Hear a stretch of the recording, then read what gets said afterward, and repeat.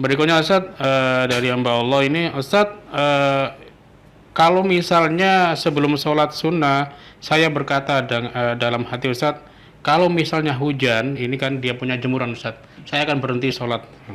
Terus ketika hujan tapi saya tidak berhenti, apakah dihukumi batal Ustaz? Iya. Di saat kita sudah menggantungkan dalam niatnya kita untuk membatalkan dalam sholatnya kita, sebenarnya niatnya kita tidak sah, sholatnya itu tidak sah. Ini karena sholat itu tidak boleh ada niatul qata', niat untuk memutus di tengah.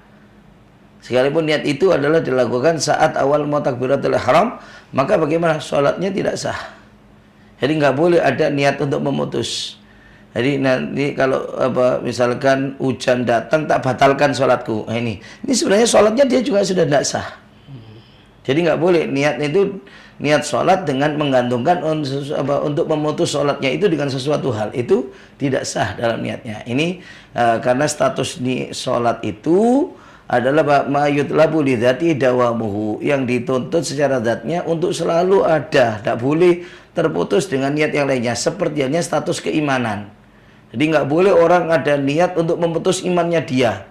Niat murtad, walaupun niat untuk murtad besok, sekarang langsung sudah murtad, nggak nunggu besok.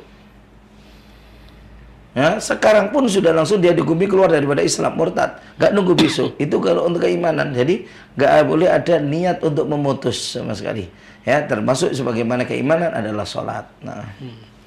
Baik, masih dari pertanyaan tadi Ustaz, sambungannya, kalau dalam berpuasa Ustaz, misalnya kita sedang puasa sunnah dan kita berniat kalau nanti jadi safar saya berbuka, tapi dia tidak safar. Ya, kalau untuk dalam puasa bagaimana? Puasa beda dengan sholat.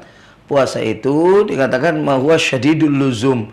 Dia keadaan puasa itu selalu melazimi dia dimanapun, keadaan apapun, dia tidur tetap dikatakan puasa, dia terbangun dia tetap dikatakan puasa, dia sholat dia juga dalam keadaan puasa. Lalu itu ini dikatakan syadidul luzum. Kalau syadidul luzum, dia sekedar kalau niat membatalkan maka tidak membatalkan kecuali melakukan perbuatan yang membatalkan.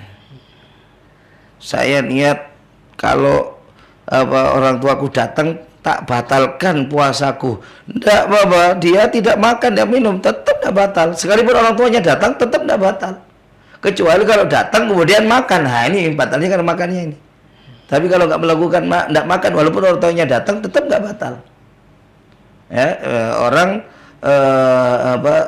sepertinya etikaf di masjid, dia niat untuk membatalkan etikafnya, tapi tidak keluar dari masjid, tetap dia dianggap etikaf.